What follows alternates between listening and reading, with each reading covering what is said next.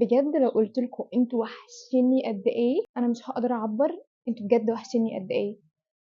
عارفه ان انا اتاخرت عليكم، بس بجد انا ما بتاخرش عليكم. خلينا نكون صريحين، انا بحب اليوتيوب جدا، وانتوا بجد عارفين انا قد ايه بحب ان انا اعمل فيديوز يوتيوب، وقد ايه انا بحب البروسيس بتاعت ان انا اعمل فيديو. انا بحب اعمل فيديوز على اليوتيوب. الموضوع ده بيديني متعه كده في الحياه، ومبحبش اتاخر عليكم. يعني بعد ما عرفنا بعض اكتر، وبعد ما انتوا بقيتوا موجودين، بعد ما انتوا بقيتوا موجودين انا بقيتش احب اتاخر خالص، لان اولا اللي بحبه، وثانيا ان دي الوسيله ان انا بكون كونكتد بيها معاكم، ببقى متواصله بيها معاكم. فسامحوني الفتره اللي فاتت بجد ما كانتش احسن حاجه. انا ما كنتش بعرف اعمل اي حاجه الفتره اللي فاتت كانت بتحصل حاجات خارج عن نطاق تحكمي. انا بتاثر جدا في اي حاجه بتحصل بجد. يعني انا لما حاجه بتحصل انا بوقف حياتي، ما بعملش اي حاجه. نفسيا من جوه ما ببقاش تمام، فما بقدرش اعمل اي حاجه. فانا ما كنتش قادره اعمل اي حاجه، ما كنتش قادره اذاكر مع ان احنا في فتره فاينلز دلوقتي. قلت خلاص انا كفايه، لازم اخرج نفسي من الحاله دي. وان انتوا لو انتوا اي حد في الحاله دي بجد، شوفوا اي حاجه انتوا بتحبوا تعملوها واعملوها، لان ده الحل الوحيد اللي هيخرجكم من الحاله اللي انتوا فيها.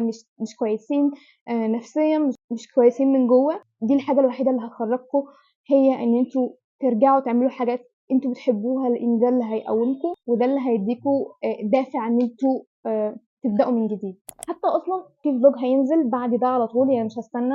هنزل لكم كيو ان اي ده، وبعدين هينزل فلوج. الفلوج ده كان متصور بقاله كتير جدا، يعني انا اصلا كنت حاطه في دماغي ان انا لا، انا هنزل لكم وان انا مش هقطع عليكم زي ما قلت لكم، لاني بحب الموضوع قوي، فما كنتش عايزه اقطع. حتى انتوا لما هنزل لكم هيكون فلوج قديم، مش الايام دي. الفلوج ده كنت هنزله لكم، بس زي ما قلت لكم حاجه حصلت خارج عن نطاق تحكمي، وانا ما بقدرش اسيطر على مشاعري اللي بتتأثر ناحية الحاجات دي، اللي بتخليني أوقف حاجات كتير في حياتي، لأني مبقاش تمام. ببقى مش قادرة أعمل حاجة لأني مش عايزة. أتمنى تكونوا فاهميني. أنا حتى مش عارفة أفهمكم قوي، لأني أصلا عندي امتحانات دلوقتي، المفروض أقوم أذاكر، بس أنا كنت بذاكر من شوية، بعدين قلت لأ خليني أصور الكيو ان اي عشان بجد اتأخرت عليكم، وأنا مبحبش إن أنا أتأخر عليكم. وقلت كمان أخرج من الحالة دي، بإني رجعت أذاكر خليني برضو أرجع أعمل يوتيوب، بحيث إن أنا موقفش أي حاجة في حياتي المفروض تمشي في الفترة دي. كمان بما إن إحنا في فترة فاينلز الفترة دي، في فلوجز للفاينلز وستاديوز مي كتير جدا هتنزل. وصحيح كمان كان في فيديو الجزء الثاني او الحلقه الثانيه من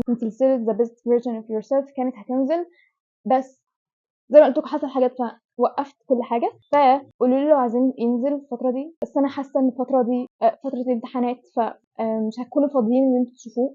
هو عموما كان هيكون 7 حاجات عملتهم غيرت حياتي للافضل. قولوا لي لو عايزينه الفتره دي او عايزينه بعد ما تخلصوا امتحانات. يلا بينا نبدا. اوكي يلا نبدا الفيديو. لحد دلوقتي لسه ما اتكلمتش على الفيديو ده هيكون كيو ان اي. نزلت لكم ستوري على الانستجرام، قلت لكم ان انا هعمل كيو ان اي، وابعتوا لي الاسئله اللي انتوا عايزيني اجاوبكم عليها. ونزلت حتى بوست برضه على اليوتيوب تقولوا لي في الاسئله، زي ما وعدتكم انه اول ما نوصل 5K هعمل كيو ان اي، وده حاليا اللي بعمله.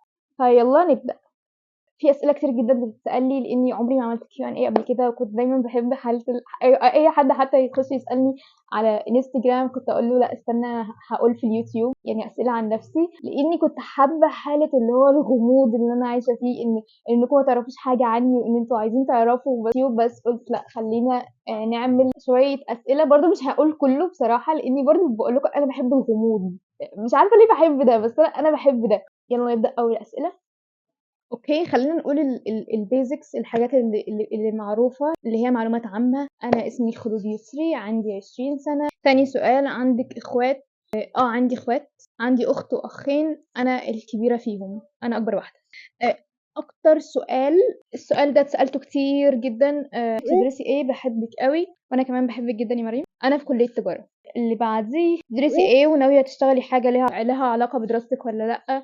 بصراحة لحد دلوقتي مش مقررة، مش عارفة. ممكن على حسب بعد التخرج أنا هكون حابة إيه وقتها، لأني حاليا أنا هكون حابة حاجة، أنا بعد ما أتخرج هكون حابة حاجة تانية خالص. فأنا سايباها بعد ما أتخرج. انت ازاي جميلة كده ما شاء الله، انت كمان جميلة جدا ما شاء الله. بدأت في يوتيوب ازاي؟ خطواتك الأولى لتوصلي لجمال فيديوهاتك دي. شكرا. يوتيوب بدأت فيه ازاي؟ بص هقول لكم.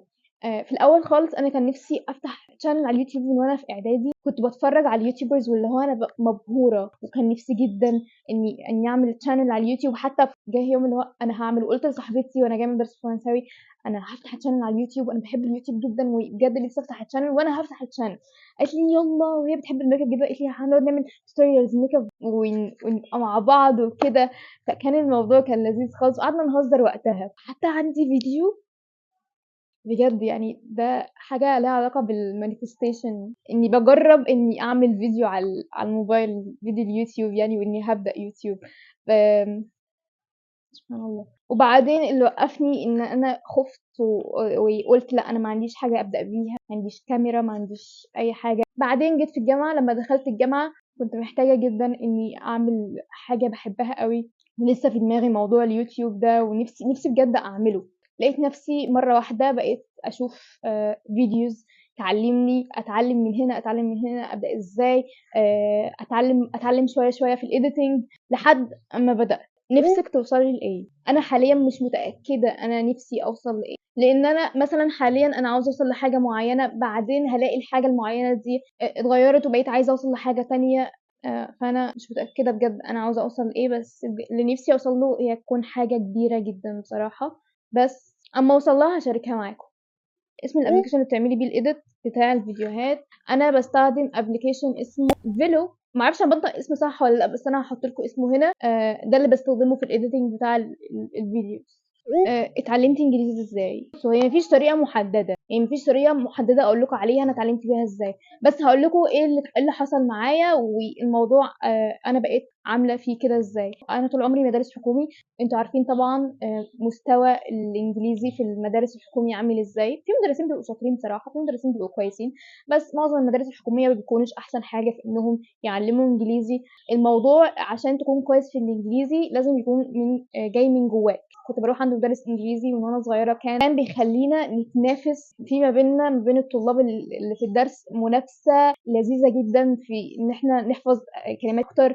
كان دايمًا بيدّينا كلمات برّه المنهج. يعني أنا كنت في ابتدائي كان بيدّينا كلمات مثلًا من ثانوي، من إعدادي، من بتوع الجامعة، وكان دايمًا بيقول لنا احفظوهم لإن ده هيفيدكم جدًا، جدًا، جدًا. وحقيقي ما كنتش فاهمة الموضوع ده زمان، يعني أنا كنت باذاكر له، كنت باحب إن أنا أبهره، اللي هو أيوه أنا شاطرة في الإنجليزي جدًا، لإنه كان أستاذ ما شاء الله عليه بجد، كان أستاذ كويس جدًا، وكان بيخلق عندي دايمًا اللي هو أنتِ شاطرة فأنتِ لازمًا تدّي أكتر. كان يعمل ما بيننا منافسات، واللي يجيب الدرجات النهائية كان يروح حاجة كده زي competition هو بيعملها، أو اسمها إيه، مش عارفة، بس بيجمّع الطلاب كلّهم من كل السنين الدراسية. أنا كنت فاكرة إن أنا رُحت في مرّة مسابقة، أنا كنت قاعدة مع يعني أنا كنت صغيرة كده، وكنت قاعدة ما بين ناس في ثانوي، وكان بالنسبة لي اللي هُم دول كبار أوي، فده خلّاني أحب الإنجليزي أوي، وكان بيسمّعنا حاجات بالإنجليزي كتير، كتير، كتير. فأنا بقيت أحب جدًا إني أسمع أغاني إنجليزي. كنت باحب جدًا أسمع وأنا صغيرة أفلام إنجليزي كتير، وخصوصًا الخيال العلمي.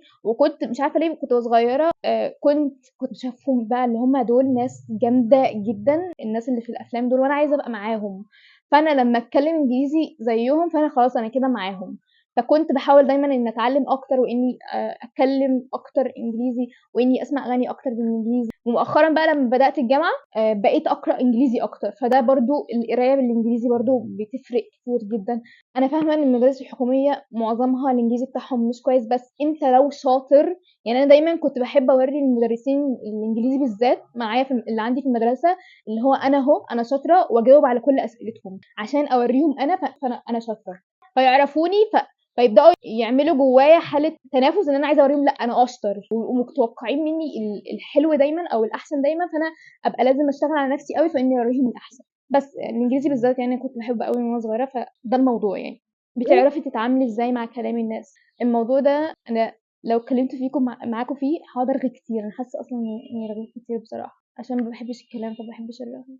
فهاقول لكم حاجة صغيرة، وكده، كده في سلسلة أفضل نسخة من نفسكم كنت كده هاتكلم عن الموضوع ده. أنا الموضوع كان بالنسبة لي صعب جدًا لإن أنا كنت people pleaser. يا لهوي! يعني بجد يعني كلام الناس كان بيأثّر فيّا جامد. حتى سبب من أسباب مثلًا إني ما خلّينيش أفتح channel على اليوتيوب إن أنا كنت خايفة من كلام الناس اللي حواليّا هيقولوا عليّا إيه. بس أدركت بعدين إن كلام الناس بيبقى عامل زي دايرة كده، وأنت في النُص وانت مش هتعرف تخرج منها، مش هتعرف تعمل اي حاجه في حياتك، مش هتعرف تكون انت، مش هتعرف تعمل حاجه انت عاوز تعملها بسبب كلام الناس، فانت هتقف مكانك. وبجد يعني الناس مش بتعيش مشاكلك، مش بتعيش حياتك، مش بيشوفوا ان انت بتشوفه، مش بيدفعوا لك اكلك، مش بيدفعوا لك مصاريف تعليمك، مش بيدفعوا لك اي حاجه، مش بيعيشوا مشاكلك. وهقول لكم في الفيديو اكتر انا عملت ايه اكتر بحيث ان انا اتخلص من الحاجه دي، لان بجد انا كنت بقول لكم انا كنت بيبل بليزر، وساعات ساعات في حته بترجع لي من الموضوع ده، هكلمكم عنه اكتر في حلقه لوحده في the best version of yourself. اوكي، اخر سؤال عايزاكي تقولي بنلاقي الناس اللي شبهنا ازاي؟ بس للاسف هو مفيش طريقه، مفيش طريقه انا اقولها لك يكون ده الحل. احنا طول ما احنا في الحياه ديت احنا هنقابل ناس في حاجات فيهم من، يعني احنا فينا حاجات مشتركه وفي حاجات لا. مؤمنه ان انا عمري ما هلاقي حد شبهي 100%، بس في حاجات مشتركه بنسبه مثلا بتاع 40% 30%، في ما بيننا حاجات مشتركه، او 50%، او وممكن كمان اصلا احنا دماغنا بتصور لنا ان الاشخاص اللي حوالينا بيكونوا شبهنا، او احنا اول ما نقابل شخص اللي هو احنا ازاي شبه بعض كده. وفي حاجات اللي هو انتوا بتكونوا شبه بعض بس انتوا بتتوافقوا او بتكملوا بعض، فده مش بيكون مشكله. الموضوع برضو كبير، برضو هيكون حلقه من حلقات افضل نسخه من نفسنا، لاني الموضوع لو كان فيه هيقعد كتير جدا وهقعد اتكلم فيه كتير قوي. اه، قصتي مع ثانوية عامة. هند بتقولي قصتك مع ثانوية عامة وبحبك موت. أنا كمان بحبك موت. ثانوية عامة بالنسبة لي كانت سنة مش لذيذة خالص، وكنت بحاول أنكر ده، بس أدركت بعدين يعني إن هو هي admitted فيها إيه يعني لما تعترفي وتقولي إنها مش حلوة. كده كده برضو كنت برضو كنت هعمل فيديو عن الموضوع ده، قصتي مع ثانوية عامة وازاي دخلت الجامعة، بس قلت خليها لما ثانوية عامة يخلصوا امتحانات واطلع اشارك قصتي معاكم. ممكن يكون الموضوع يكون هين شوية، ويبقى سبب في ان شخص ما يجيله اطمئنان وان هو مش لوحده. I think ده معظم الأسئلة. بجد حاولت بجد ان انا اقول لكم يعني اجاوب على معظم الأسئلة. ف فالمغرب قرب يأذن، فخلاص مفيش إضاءة أصلا. لو شايفين الإضاءة مش حلوة اعملوا سكيب، يعني مش لازم. وبحبكم جدا، واستنوا في فلوج هينزل بعد ده على طول. مش هقعد كتير بجد. الكيو ان اي ده هينزل النهارده، الفلوج هينزل بكره، عشان انتوا وحشتوني بجد، وحشتوني قوي. واشوفكم في الفيديو الجاي.